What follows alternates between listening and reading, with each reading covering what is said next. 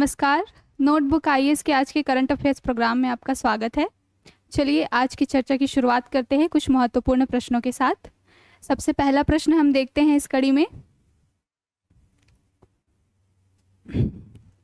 पहला प्रश्न है, हाल ही में किस राज्य में श्री अन्न महोत्सव का आयोजन किया गया है? हाल ही में किस राज्य में श्री अन्न महोत्सव का आयोजन किया गया है? तो उत्तर क्या है? उत्तर है उत्तर प्रदेश। तो उत्तर प्रदेश में 27 से 29 अक्टूबर तक के लिए श्री अन्न महोत्सव मनाने का तय किया गया है उत्तर प्रदेश सरकार के द्वारा। श्री अन्न महोत्सव, सबसे पहले ये देख लेते हैं कि ये हो कहाँ रहा है। तो ये हो रहा है इंदिरा गांधी प्रतिष्ठान लखनऊ में। अब जान लेते हैं कि श्री अन्न क्या होता है। तो जैसा कि इस बार के जो बजट सेशन था 2023-24 के लिए जो बजट बना था, उसमें ही श्री अन्न के बारे में चर्चा की गई थी। केंद्र सरकार ने श्री अन्न के बारे में चर्चा की थी और जो मोटे अनाज होते हैं उनको श्री अन्न का नाम दिया था। जो मोटे अनाज होते हैं जैसे कि ज्वार, बाजरा, रागी, ये सारे जो पोषण से भरपूर मोटे अनाज होते हैं उनको श्री अन्न का दर्जा दिया गया था।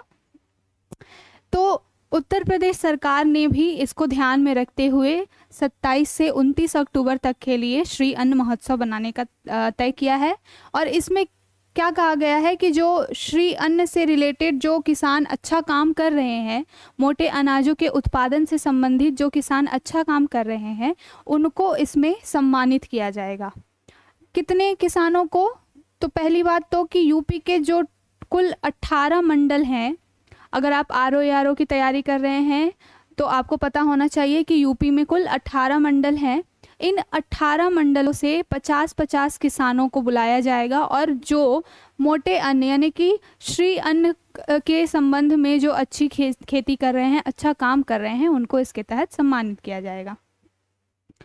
मैंने बताया कि श्री अन्न में क्या क्या आते हैं। जो जितने भी मोटे अनाज हैं, ज्वार, बाजरा, रागी, ये सारे श्री अन्न के अंतर्गत आते हैं। और मैंने ये भी बताया कि इस बार का जो 2023-24 का बजट था उसमें इसकी चर्चा की गई थी। और श्री अन्न जो है वो पोषण से भरपूर एक अन्न है। अब जब इस बजट की चर्चा हुई थी, बजट में जब इस श्री अन्न की चर्चा हुई थी, तो हमारे मोदी जी ने 5 श्री अन्न की अवधारणा पेश की थी। 5 श्री अन्न मतलब श्री अन्न तो एक ही प्रजाति को बोला गया, लेकिन उसके तहत 5 अलग अलग समुदायों को हमारे प्रधानमंत्री जी ने एड्रेस किया, सम्मानित करने की कोशिश की, उनका एक लिंक बिठाने की कोशिश की। तो वो 5 श्री अन्न अवधारणाएं क्या क्या है? सबसे पहला जो है वो देश के छोटे किसान की समृद्धि का द्वार। मतलब इस श्री अन्न को हमारे प्रधानमंत्री जी ने छोटे किसान जो हैं, जो हमारे यहाँ पर सबसे ज़्यादा छोटे और सीमांत किसान हैं, तो उनकी समृद्धि के द्वार से जोड़ दिया। समृद्धि की द्वार का कहने का मतलब है कि श्री अन्न जो उपजाएंगे उनकी अच्छी कीमत मिलेगी और उस अच्छी कीमत से इन किसानों की स्थिति में सुधार होगा। दूसरा देखते हैं, दूसरा क्या था कि देश के करोड़ों लोगों के पोषण का कर्णधार। जैसा मैंने पहले ही बताया कि जो मोटे अनाज हैं, जो श्री अन्न है, वो पोषण से भरपूर हैं।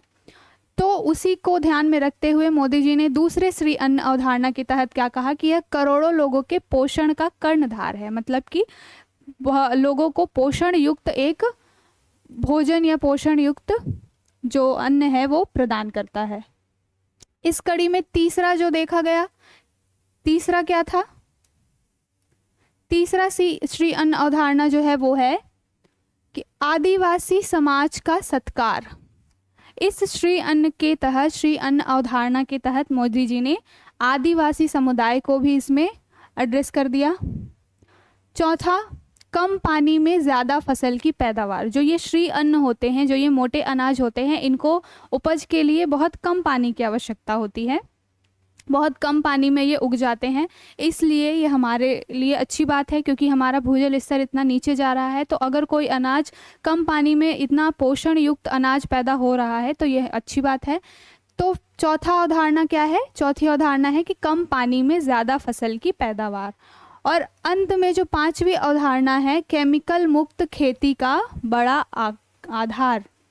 ये जो श्री अन्न होते हैं, ये जो मोटे अनाज होते हैं, एक तो कम पानी में और बिना केमिकल के ये उग जाते हैं। इसलिए इन 5 अवधारणाओं के तहत हमारे प्रधानमंत्री ने श्री अन्न को जोड़ा, जिसमें हमने क्या क्या देखा। सबसे पहले तो देखा कि किसानों की समृद्धि। प्रश्न बन सकता है कि इनमें से क्या क्या 5 श्री अन्न अवधारणा के अंतर्गत आते हैं। तो एक है कि किसान की समृद्धि, दूसरा पोषण का कर्णधार पोषण, तीसरा आदिवासी समाज का सत्कार, चौथा कम पानी में फसल की पैदावार, और 5वां रहा केमिकल मुक्त खेती का बड़ा आधार। तो यह हो गया श्री अन्न। इसके आगे और देखते हैं श्री अन्न के बारे में ही। तो ये जो श्री अन्न है, अभी तो हमने देखा कि उत्तर प्रदेश सरकार ने इसको मनाने का तय किया है, लेकिन बजट से पहले जो 6 दिसंबर 2022 को इटली के रोम में जो यूनाइटेड नेशन जो जनरल असेंबली की बैठक हुई थी, संयुक्त राष्ट्र महासभा की जो बैठक हुई थी, उसमें आने वाले वर्ष यानी कि वर्ष 2023 को इंटरनेशनल ईयर ऑफ मिलेट्स के रूप में मनाने का तय किया गया था। अंतर्राष्ट्रीय बाजरा वर्ष के रूप में मनाने का तय किया गया था। कब? 6 दिसंबर 2022 में इटली के जो रोम में ये बैठक हुई थी, उसमें ये तय किया गया था कि आगे आने वाला जो वर्ष 2023 होगा उसको हम इंटरनेशनल ईयर ऑफ मिलेट्स यानी कि अंतर्राष्ट्रीय बाजरा वर्ष के रूप में मनाएंगे। तो हो गया। इस संबंध में एक और फैक्ट देख लेते हैं कि जो भारत है वो श्री अन्न के उत्पादन में सबसे पहले नंबर पर आता है। भारत श्री अन्न का सबसे बड़ा उत्पादक है, उत्पादक सबसे बड़ा, और दूसरे नंबर का सबसे बड़ा जो है कि निर्यातक है। तो श्री अन्न के उत्पादन में भारत पहले नंबर पर है और निर्यात के मामले में जो है वो भारत दूसरे नंबर पर है। तो यह फैक्ट भी ध्यान में रखना जरूरी है। अगला देखते हैं कि श्री अन्न को बढ़ावा देने के लिए हमने भारतीय बाजरा अनुसंधान संस्थान, जिसका हेडक्वार्टर हैदराबाद में है, इसको हमने एक उत्कृष्टता केंद्र के रूप में चुना है। उत्कृष्टता केंद्र कहने का मतलब है कि बाजरे से संबंधित या श्री अन्न से संबंधित इस साल के या फिर आने वाले वर्षों में जो भी कार्यक्रम होंगे, जो भी नीतियां बनाई जाएंगी, उसको इस भारतीय बाजरा अनुसंधान संस्थान के संरक्षण में उसको क्रियान्वित किया जाएगा। तो इससे एक प्रश्न ये भी निकल के आ गया कि भारतीय बाजरा अनुसंधान संस्थान का हेडक्वार्टर कहाँ पर है? तो कहाँ पर है? हैदराबाद में। और इसको इस बार श्री अन्न के लिए उत्कृष्टता केंद्र के रूप में चुना गया है। अच्छा, इसी कड़ी में एक और फैक्ट है कि इसी साल भारत और अफ्रीका के बीच में केन्या के नैरोबी में अंतर्राष्ट्रीय मोटा अनाज सम्मेलन हुआ था। चूँकि हम 2023 को अंतर्राष्ट्रीय मिलेट्स ईयर के रूप में मना रहे हैं, तो इसी कड़ी में भारत और अफ्रीका ने भी एक अंतर्राष्ट्रीय मोटा अनाज सम्मेलन को आयोजित किया था। और यह सम्मेलन कहाँ पर हुआ था? तो केन्या के नैरोबी में यह सम्मेलन संपन्न हुआ था। हमने पहले देखा कि भारत जो है वो श्री अन्न मोटे अनाज के उत्पादन में पहले नंबर पर और निर्यात में दूसरे नंबर पर आता है।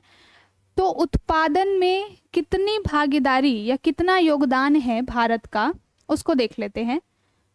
तो एशिया की दृष्टि से देखें तो पूरे एशिया में भारत 80% जो है श्री अन्न का उत्पादन करता है। यानी कि एशिया के जितने भी देश हैं उनके जो कुल उत्पादन को मिलाया जाए तो 80% जो उत्पादन है वो केवल भारत से ही होता है, और जो कि पूरे विश्व का 20% है। मतलब कि एशिया के अगर परिप्रेक्ष्य में देखा जाए तो भारत का उत्पादन में योगदान कितना है? 80%। और अगर पूरे विश्व के परिप्रेक्ष्य में देखा जाए तो भारत का योगदान कितना है? 20%। चलिए आगे बढ़ते हैं। अब देखते हैं एक अगला प्रश्न। प्रश्न है, श्रेष्ठ योजना किससे संबंधित है? तो श्रेष्ठ योजना के बारे में यहाँ पर पूछा जा रहा है कि श्रेष्ठ योजना किससे संबंधित है। तो यह जो योजना है वह एक आवासीय शिक्षा योजना है, आवासीय शिक्षा योजना है। और यह किसके लिए? तो अनुसूचित जाति के जो बच्चे हैं उनको एक स्कॉलरशिप के रूप में 9वीं से 12वीं तक की पढ़ाई के लिए सरकार की तरफ से एक सहायता मुहैया कराने के लिए श्रेष्ठ योजना की शुरुआत की गई है। अब जैसा मैंने पहले बताया कि यह क्या है, एक आवासीय शिक्षा योजना। आवासीय शिक्षा योजना कहने का मतलब है कि पढ़ाई से संबंधित सहायता तो दी जाएगी, साथ के साथ बच्चों को रहने के लिए आवास भी मुहैया कराया जाएगा। इसका क्या मतलब है कि ऐसे निजी स्कूलों को चुना जाएगा जहां पर पहले से हॉस्टल की व्यवस्था हो, जहां इन अनुसूचित जाति के जो बच्चे हैं वो रह सकें। अच्छा, इस योजना के तहत ऐसा तो नहीं है कि सभी अनुसूचित जाति के बच्चों को इसमें दे दिया जाएगा, ऐसे तो फिर बड़ी दिक्कत हो जाएगी। तो कुछ क्राइटेरिया रखा गया है। क्राइटेरिया क्या रखा गया है कि 2 भागों में इसका एग्ज़ाम, जो एंट्रेंस एग्ज़ाम की तरह, एक प्रवेश परीक्षा की तरह 2 भागों में एक इसका परीक्षा कंडक्ट कराई जाएगी। पहली बात तो ये कि परीक्षा कंडक्ट कौन करवाएगा, ये परीक्षा संपन्न कौन करवाएगा, तो वह NTA करवाएगी, जो नेशनल टेस्टिंग एजेंसी है, वह ये परीक्षा संपन्न कराएगी। और उस परीक्षा में अगर बच्चों का प्रदर्शन, साथ के साथ जो पिछले वर्षों में बच्चों ने अगर पिछली कक्षाओं में 75% से अधिक अंक प्राप्त किया है अनुसूचित जाति के उस बच्चे ने, तो फिर ऐसे लगभग 3000 बच्चों को क्या किया जाएगा, इस योजना के तहत में लाभ दिया जाएगा। ठीक है, तो हमने यहाँ पर श्रेष्ठ योजना की चर्चा की, उसकी चयन प्रक्रिया के बारे में भी बताया कि चयन प्रक्रिया में क्या क्या होगा कि 2 भागों में यहाँ पर ये विभाजित होगा। कौन कंडक्ट करा रहा है? NTA कंडक्ट करा रहा है। कहाँ? 9वीं से 12वीं तक की पूरी शिक्षा यहाँ पर प्रदान की जाएगी। पिछले वर्षों में 75% का जो क्राइटेरिया है वो बच्चा फॉलो करना चाहिए। साथ के साथ जो NTA प्रवेश परीक्षा करवाएगा उसमें भी बच्चे का प्रदर्शन देखा जाएगा। इससे सरकार का उद्देश्य क्या है? अगर ये योजना चलाई जा रही है तो बिना किसी उद्देश्य के तो ये योजना चलाई नहीं जा रही होगी। तो इसके पीछे सरकार का उद्देश्य क्या है? तो सरकार का उद्देश्य है कि अनुसूचित जाति के उच्च शिक्षा में सफल नामांकन अनुपात को बढ़ाना। अनुसूचित जाति के अभी जितने बच्चों का नामांकन हो रहा है उस दर को आने वाले वर्षों में और बढ़ाने के लिए, ताकि ज़्यादा से ज़्यादा अनुसूचित जाति का बच्चा जो है वो स्कूलों तक पहुँचे, शिक्षा प्राप्त करे, उच्च शिक्षा प्राप्त करे, उसके लिए ये योजना चलाई जा रही है। और सरकार का टारगेट क्या है कि 5 वर्ष की अवधि के भीतर हमको जो GER है, GER मतलब सफल नामांकन, ये सकल है, सकल नामांकन अनुपात, यानी कि ग्रॉस एनरोलमेंट रेशियो जो है उसमें वृद्धि करनी है। अर्थात कि अनुसूचित जाति के ज़्यादा से ज़्यादा बच्चों को उच्च शिक्षण संस्थानों में दाखिला दिलाना और उनकी आगे की पढ़ाई को कंटिन्यू करने के लिए सरकार जो है वो सहायता इस योजना के तहत प्रदान करेगी। अच्छा, इसी में एक अगला प्रश्न है। अगला प्रश्न क्या है? तीसरा प्रश्न है कि स्वच्छ उत्सव स्वस्थ उत्सव अभियान किस राज्य के द्वारा जारी किया गया है? तो ये प्रश्न नंबर 3 है। स्वस्थ उत्सव और स्वच्छ उत्सव, नाम से ही दिखाई दे रहा है, नाम से ही समझ में आ रहा है कि अभी फिलहाल में आने वाले महीनों में बहुत सारे त्यौहार आने वाले हैं, उसको ध्यान में रख करके ये योजना शुरू की गई है। पहले तो योजना किसके द्वारा शुरू की गई है? तो योजना शुरू की गई है उत्तर प्रदेश सरकार के द्वारा। योजना का नाम क्या है? स्वच्छ उत्सव स्वस्थ उत्सव। ये एक अभियान है, इसको शुरू किया गया है। इसके पीछे उद्देश्य क्या है कि जैसे जैसे त्यौहार आते हैं वैसे वैसे पर्यावरण से संबंधित चिंताएं भी बहुत ज़्यादा सामने आती हैं। कचरा, कूड़ा करकट, अन्य धुएं की समस्या, अन्य बहुत सारी समस्याएं जैसे जैसे कोई भी त्यौहार आता है तो आने लगती हैं। अभी दिवाली का त्यौहार आने वाला है, बहुत सारे पटाखे फोड़े जाएंगे, उससे भी बहुत ही पर्यावरण को प्रदूषण होने वाला है। तो इन सारी चीज़ों को ध्यान में रखकर पहले से ही एक सतर्कता के रूप में, एक जागरूकता के रूप में उत्तर प्रदेश सरकार ने इस योजना की शुरुआत की है, इस अभियान की शुरुआत की है। इसका जो हाईलाइट पॉइंट रखा गया है या मेन उद्देश्य क्या रखा गया है कि पूजा स्थलों के आसपास साफ सफाई रखें। हमारे भारतीय समाज में जितने भी त्यौहार होते हैं सब कुछ पूजा पाठ मंदिरों से संबंधित होता है, तो उसको ही ध्यान में रख कर के इसमें एक चीज़ स्पेशली मेंशन की गई है कि पूजा स्थलों के आसपास सफाई रखी जाए। यह अभियान चलाया किसके द्वारा जा रहा है? तो यह अभियान चलाया जा रहा है शहरी विकास और ऊर्जा मंत्रालय के द्वारा। जो उत्तर प्रदेश सरकार में जो शहरी विकास मंत्रालय है, शहरी विकास और ऊर्जा मंत्रालय जो है, उसके द्वारा यह अभियान चलाया जा रहा है। स्वच्छ उत्सव स्वस्थ उत्सव। वर्तमान में मंत्री कौन है इस मंत्रालय के? तो A.K. शर्मा, जो शहरी विकास और ऊर्जा जो मंत्रालय है उसके उत्तर प्रदेश सरकार में वर्तमान के मंत्री कौन है? तो A.K. शर्मा जी हैं, जिनके द्वारा या जिनके अंडर में, जिनके संरक्षण में यह पूरा अभियान चलाया जाने वाला है। चलिए बढ़ते हैं अगले प्रश्न की तरफ। अगला प्रश्न है, हाल ही में चर्चा में रहने वाला तिलापिया पार्वोवायरस किससे संबंधित है? तिलापिया पार्वोवायरस, तो यह किससे संबंधित है? सबसे पहले देखते हैं, यह संबंधित है मछली से। यह तिलापिया नाम की एक मछली की प्रजाति है जिसके अंदर यह पार्वोवायरस देखा गया है। अब ये वायरस के बारे में चर्चा क्यों हो रही है? क्योंकि यह पहली बार भारत में देखा गया है और इसकी वजह से बहुत सारी मछलियां जो है वो मर रही हैं। और जाहिर सी बात है, मछलियां, तो कल हमने एक टर्म देखा था, ब्लू इकोनॉमी का टर्म देखा था। ब्लू इकोनॉमी में ये मछलियां, ईंधन, पेट्रोल वगैरह जिनका हम समुद्र से जो हम प्राप्त करते हैं उन सभी को ब्लू इकोनॉमी के तहत लाते हैं। ये सारी चीज़ें हमारी अर्थव्यवस्था में योगदान करती हैं। तो जब बात यहाँ मछली की हो रही है तो ये पहली बात तो कि पहली बार ये वायरस आया है इसलिए भी, और दूसरी बात है कि ये हमारे ब्लू इकोनॉमी से संबंधित एक मछली या फिर कह लीजिए एक संसाधन से संबंधित है, इसलिए इसके बारे में हम चर्चा कर रहे हैं। तो जो तिलापिया पार्वोवायरस जो है वह एक मछली की प्रजाति जो तिलापिया मछली है उसमें देखा गया है। भारत में जैसा मैंने बताया कि ये पहली बार वायरस देखा गया है। कहाँ देखा गया है? तो तमिलनाडु के रानीपेट जिले के वालाजाह तालाब में ये देखा गया है। तमिलनाडु के जो रानीपेट जिले के तालाबों में यह देखा गया है। भारी मात्रा में मछलियां मर रही हैं। तिलापिया मछली की खासियत के बारे में जान लेते हैं कि इतना मुद्दा क्यों बन गया है। तो तिलापिया मछली जो है एक ताजे पानी की मछली है और सबसे इंटरेस्टिंग जो चीज़ है ये कि ये गरीबों की मछली कही जाती है। गरीबों की मछली क्यों कही जाती है? क्योंकि जितने भी वहाँ पर मिडिल और लोअर मिडिल जो फैमिलीज़ हैं, जो मध्यम वर्गीय और निम्न मध्यम वर्गीय जो परिवार हैं, उनके भोजन का जो एक बहुत बड़ा जो जरिया है या बहुत बड़ा जो स्रोत है वो ये मछलियाँ हैं। तो इसलिए इस मछली को गरीबों की मछली भी कहा गया है। तो ऐसा प्रश्न आ जाए अगर कि गरीबों की मछली किसे कहा जाता है, तो वो होगा कि तिलापिया मछली को गरीबों की मछली कहा जाता है। अच्छा, इनकी एक और ख़ास बात है। क्या है? कि ये कम ऑक्सीजन में भी जीवित रहने में सक्षम होते हैं। तो ये जो तिलापिया मछली है ये बहुत ही कम ऑक्सीजन में भी जीवित रह जाती हैं और ऐसी स्थिति में भी अगर इनकी मृत्यु हो रही है तो फिर ये बहुत गंभीर मुद्दा है कि जो मछली जो है वो कम ऑक्सीजन में भी जीवित रह सकती थी वो अचानक से मर क्यों रही है? तो ये मर रही है इस पार्वो वायरस की वजह से।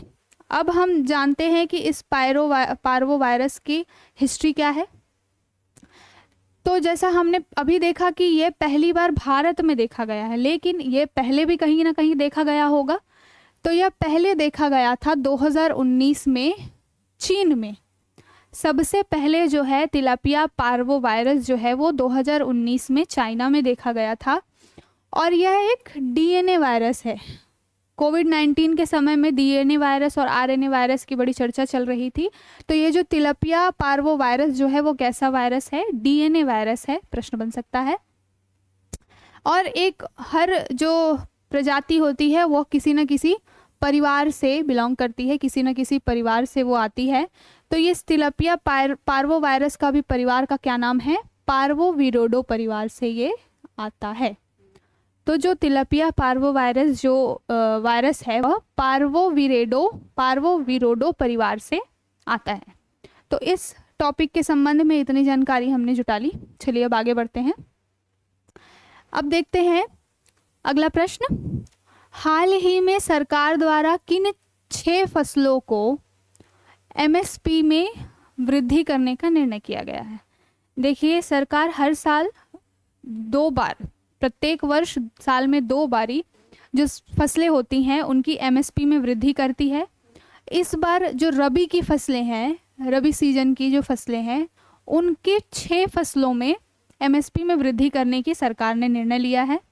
सबसे पहले देखते हैं कि वह 6 फसल कौन कौन सी हैं।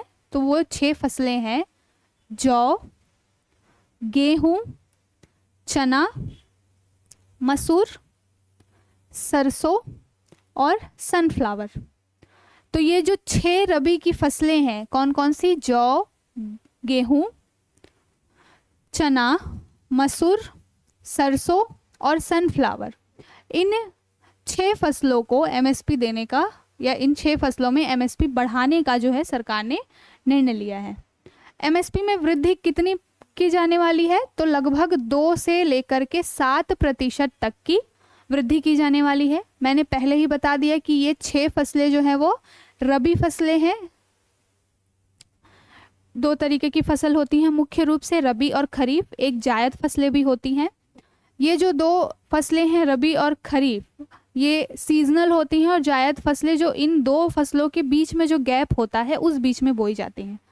तो जो ये 6 रबी फसलें हैं, इन 6 रबी फसलों को एमएसपी में वृद्धि करने का सरकार ने तय किया है। अब हम देखते हैं एमएसपी के बारे में।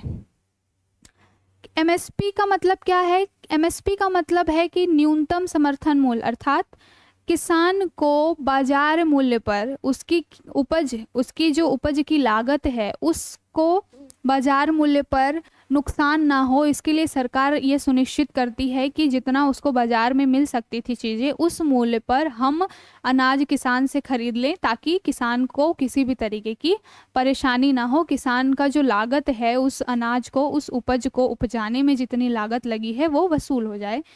तो उसके लिए सरकार हर साल जो है कि फसलों पर एमएसपी देती है। कुल कितने फसलों पर एमएसपी दी जाती है? तो 22 फसल, जो कि खरीफ, रबी और जायद को मिलाकर के होती है, प्लस एक और फसल होती है जो होती है गन्ने की फसल। इस पे एमएसपी ना दे करके इस पर एफआरपी दिया जाता है, फेयर एंड रिम्यूनरेटिव प्राइस। आगे चर्चा करेंगे कि एफआरपी क्या है। फिलहाल हम एमएसपी के बारे में देख लेते हैं। तो 22 फसलों पर +1, एक गन्ने की जो फसल होती है उस पर एफआरपी दिया जाता है। साल में 2 बारी एमएसपी निर्धारित किया जाता है, मैंने पहले ही बताया है। अब देखते हैं कि एमएसपी देता कौन है या निर्धारित कौन करता है। तो सीएसीपी, कृषि लागत और मूल्य आयोग जो है वह हर साल फसलों के बारे में तय करता है कि किस फसल को कितना एमएसपी दिया जाना चाहिए। सीएसीपी जो कृषि लागत और मूल्य जो आयोग है, वह हर फसल के बारे में आंकड़ा इकट्ठा करके बाजार कीमतों का आकलन करके ये तय करता है कि इस फसल को इतनी उपज देनी चाहिए। लेकिन यह इसका फैसला अंतिम नहीं होता। अंतिम जो फैसला करती है वह करती है सीसीईए, आर्थिक मामलों की जो मंत्रिमंडल समिति है, cabinet committee on economic affairs, जो कि किसके अंतर्गत आता है? प्रधानमंत्री के अध्यक्षता में ये जो कमेटी या समिति बनती है, अंतिम रूप से निर्णय ये समिति लेती है कि क्या जितना सीसीएसी जो कृषि लागत मूल्य आयोग था उसने रिकमेंड किया है, क्या इतना एमएसपी दिया जाना चाहिए या नहीं दिया जाना चाहिए। तो अंतिम फैसला जो होता है वो सीसीईए का होता है, आर्थिक मामलों की मंत्रिमंडल समिति का होता है। मैंने बताया था कि 22 फसलों को दी जाती है एमएसपी, प्लस एक एफआरपी होता है जो कि गन्ने की फसल को दी जाती है। तो इन 22 फसलों में से 14 जो है वो खरीफ की फसल है, 6 जो है वो रबी की फसल है, और 2 अन्य व्यावसायिक फसलें होती हैं जिनको कि एमएसपी दिया जाता है। साथ के साथ मैंने बताया कि एक जो फसल होती है उस पर एफआरपी दिया जाता है, फेयर एंड रिम्यूनरेटिव प्राइस, जो किसके लिए दिया जाता है? गन्ने के लिए उचित और लाभकारी मूल्य जिसको हिंदी में कहते हैं, यह गन्ने के लिए दिया जाता है। अब ये एक प्रश्न दिमाग में आ सकता है कि ये एमएसपी से अलग कैसे है? तो एमएसपी है कि सीधे बाजार कीमतों पे सरकार ने किसान से अनाज खरीद लिया। लेकिन एफआरपी का मतलब क्या हुआ? एफआरपी पहले तो दिया किस पे जा रहा है? गन्ने के ऊपर। तो गन्ना जब उत्पादन हुआ, वो लागत, जब वो मिल में पहुंचा तो प्रोसेस्ड हुआ, प्रोसेस्ड होके क्या हुआ? संस्कृत होके उसका बना चीनी। तो एक तो गन्ने का उत्पादन, फिर गन्ने का जो प्रसंस्करण हुआ, उसके बाद में चीनी बना। इन सभी लागतों को जोड़ करके जो फाइनल जो एक लागत या मूल्य तय किया जाता है उसको कहा जाता है एफआरपी। इसलिए इसका नाम है उचित और लाभकारी मूल्य। मतलब कि केवल न केवल उत्पादन बल्कि उसके साथ साथ उसके प्रसंस्करण में भी जो भी लागत लगी उन सबको ध्यान में रखकर, उन सबको कैलकुलेट करके एफआरपी के गणना की जाती है और यह गन्ने की फसल के ऊपर दिया जाता है। अच्छा, सीएसीपी के बारे में हम जान लेते हैं कि ये किसके अंतर्गत आती है। तो कृषि एवं किसान कल्याण जो मंत्रालय है उसके अंतर्गत ये सीएसीपी आती है, जो कि एमएसपी के मूल्यों का निर्धारण करती है। और मैंने बताया कि अंतिम फैसला किसका होता है? वो आर्थिक मामलों की जो मंत्रिमंडल समिति सीसीईए का होता है, जो कि अंतिम रूप से ये निर्धारित करती है कि एमएसपी कितना दिया जाना है। तो हम चर्चा कर रहे हैं कि एमएसपी निर्धारित करने वाले या एमएसपी का बताने, गणना करने वाले सीएसीपी का स्थापना कब हुआ? तो 1965 में ये अस्तित्व में आया था और कृषि एवं किसान कल्याण मंत्रालय के अंदर ये आता है। चलिए अब अगला प्रश्न देखते हैं। अगला प्रश्न है कि भारत और ब्रिटेन के बीच में पहली 2+2 वार्ता कहाँ आयोजित की गई है? 2+2 वार्ता और पहली किसके किसके बीच में हो रही है? तो यह हो रही है भारत और ब्रिटेन के बीच में। कहाँ पर आयोजित हो रही है? तो नई दिल्ली में आयोजित हो रही है। 2+2 वार्ता क्या होती है? तो 2+2 वार्ता का मतलब होता है कि दोनों देशों के विदेश मंत्रालय और रक्षा मंत्रालय के जो मंत्री हैं, जो प्रमुख अधिकारी या जो प्रमुख मंत्री हैं, वह मिलते हैं। इसलिए इसको 2+2 बोला जाता है। क्यों? क्योंकि एक देश के विदेश और रक्षा मंत्री, दूसरे देश के विदेश और रक्षा मंत्री, ये मिलकर के वार्ता करते हैं, इसलिए इसको 2+2 डायलॉग बोला जाता है। उद्देश्य क्या होता है इसका? तो उद्देश्य होता है व्यापार, रक्षा, स्वास्थ्य सेवा तथा अन्य महत्वपूर्ण क्षेत्रों में क्या आगे हो सकता है या किस प्रकार हम सहयोग कर सकते हैं एक दूसरे का, इसको लेकर के इस पर चर्चा होती है। मैंने पहले ही बता दिया कि दोनों देशों के विदेश मंत्री और रक्षा मंत्री इसमें शामिल होते हैं। अच्छा, ये किसी के मन में आ सकता है कि भारत और ब्रिटेन के साथ 2+2 वार्ता की तो बात हमने कभी पहले भी सुनी थी। तो पहले जरूर सुनी होगी। क्यों? क्योंकि इसका जो रोड मैप है वो मई 2021 में ही तय हो गया था। मई 2021 में जब बोरिस जॉनसन जो यूके के प्रधानमंत्री जब थे, तब उन्होंने 2030 के लिए भारत ब्रिटेन संबंधों के लेकर एक रोड मैप तैयार किया था, एक एजेंडा तैयार किया था।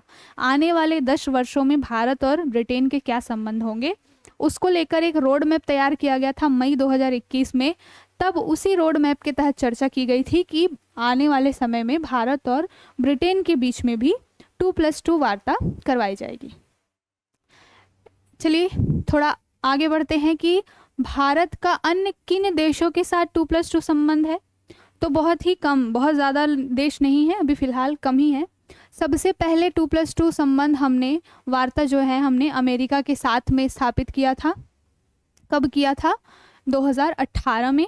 फिर अमेरिका के ही कहने पर हमने जापान और ऑस्ट्रेलिया के साथ भी 2+2 वार्ता का निर्धारित किया। और ये 3 जो सदस्य हैं, ये किसी के ध्यान में आ सकता है कि ये जो 3 सदस्य हैं ये क्वाड के भी सदस्य हैं। क्वाड में 4 जो सदस्य हैं उसमें कौन कौन है? पहला तो है अमेरिका,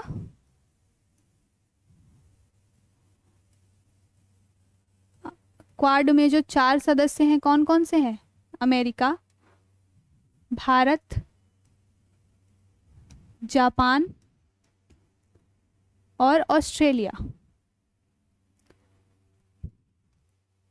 तो ये 4 जो क्वाड सदस्य हैं, इनमें से 3 के साथ भारत के 2+2 संबंध वर्तमान में स्थापित हैं।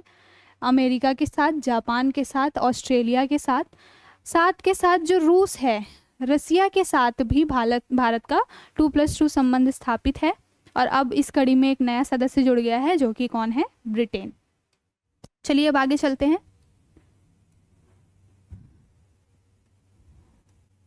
अगला प्रश्न देखते हैं। हाल ही में एनसीईआरटी के द्वारा स्कूली बच्चों को चंद्रयान संबंधी जानकारी प्रदान करने के लिए किस वेब पोर्टल का निर्माण किया गया है? चंद्रयान जो मिशन था इस बार का, हमारे लिए कितनी बड़ी उपलब्धि लेकर आया सभी को पता है। तो उसके तहत में उस पूरे इतिहास को एक वेब पोर्टल में कैद करने के लिए, ताकि जो हमारी आने वाली पीढ़ी है इसको जाने, इसको समझे, इसको पूरा इस प्रक्रिया को समझे कि कैसे हमने चंद्रयान 3 मिशन लॉन्च किया, इसको ध्यान में रख करके जो एनसीईआरटी ने एक वेब पोर्टल बनाया है जिसका नाम है अपना चंद्रयान।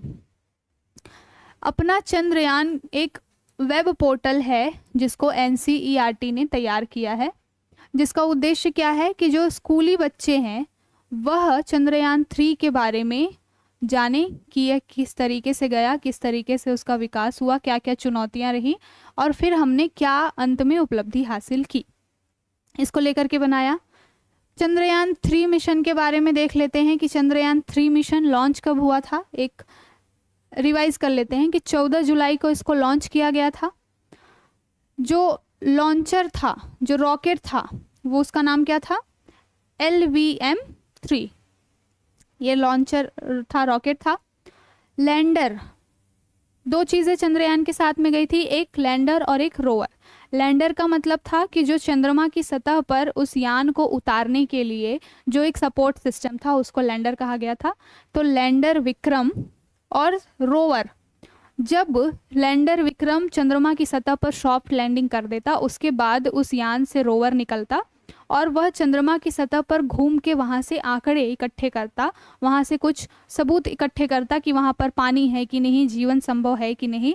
तो इनको खोज करने के लिए रोवर प्रज्ञान, तो चंद्रयान के साथ में एक लैंडर विक्रम और रोवर प्रज्ञान गया था। चंद्रयान 3 मिशन की इतनी खासियत क्यों थी, क्यों विश्व में भाई हम भारत की इतनी तारीफ हो रही थी? क्योंकि भारत ने चंद्रमा के दक्षिणी जो ध्रुव है वहाँ पर इसको उतारा था। दक्षिणी ध्रुव जो है वो सबसे दूरी पर स्थित है, वहाँ पर किसी यान को भेजना अपने आप में बहुत बड़ी चुनौती है और यह कारनामा भारत ने कर दिखाया। इसलिए इस योजना की, इस जो अभियान है उसकी बहुत तारीफ हो रही थी, बहुत ही बड़ी उपलब्धि हमने हासिल की। तो चांद के दक्षिणी ध्रुव पर लैंडिंग के लिए हमने चंद्रयान 3 मिशन को भेजा था। कहाँ से हमने इसको भेजा था? तो श्रीहरिकोटा आंध्र प्रदेश से हमने इसको लॉन्च किया था। और जिस दिन यह चंद्रयान चंद्रमा की सतह पर पहुंचा था, किस दिन पर पहुंचा था?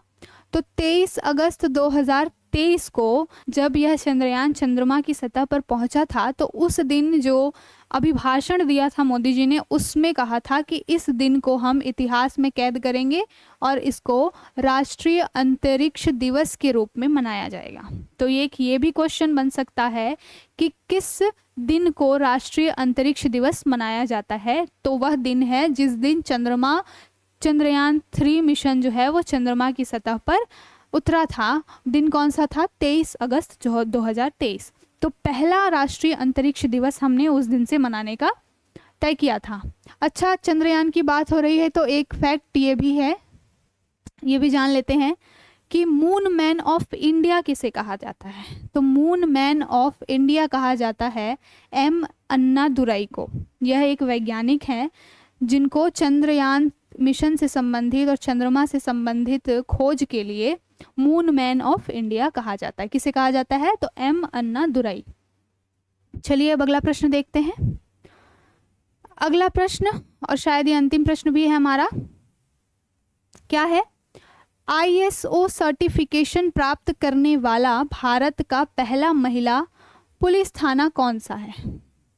महिला सशक्तिकरण की जहाँ बात हो रही हो, जहाँ अभी नवरात्रि के दिन चल रहे हैं, यत्र नार्यस्तु पूज्यन्ते रमन्ते तत्र देवता जैसी हमारे यहाँ पर मिसाल दी जाती है, श्लोक पढ़े जाते हैं, वहाँ पर किसी महिला थाना को पहली बार या पहला ऐसा महिला थाना है जिसको ISO सर्टिफिकेशन दिया गया है, तो इसलिए इसको जानना ज़रूरी है। कहाँ पर, किस थाना को दिया गया है? तो भोपाल मध्य प्रदेश का एक महिला थाना है जिसको यह सर्टिफिकेट दिया गया है। ISO सर्टिफिकेट क्यों दिया गया है? तो वह इसलिए दिया गया है कि इस महिला थाना ने अपराधियों के लिए जो एक एनवायरनमेंट फ्रेंडली जो है वो अवसंरचना तैयार की है। अब अपराधियों के लिए एनवायरनमेंट फ्रेंडली अवसंरचना, तो दिमाग खटक सकता है कि ये क्या चीज़ है। ये चीज़ है कि महिला पुलिस थाना, तो वहाँ पर महिला अपराधियों को रखा जाता होगा।